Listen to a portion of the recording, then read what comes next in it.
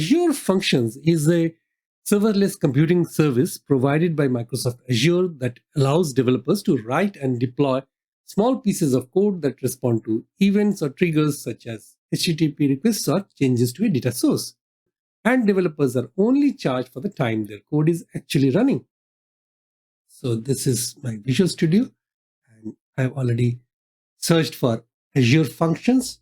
So like this, and I will click on Next, and I will have to configure my new project. So I'll be using .NET 6 long-term support. So you can just click to find out .NET 6 isolated long-term support, .NET 7 isolated, .NET framework. So, and function will be HTTP trigger with OpenAPI and use Azurite for runtime storage account for Azure Web Job Storage. All right.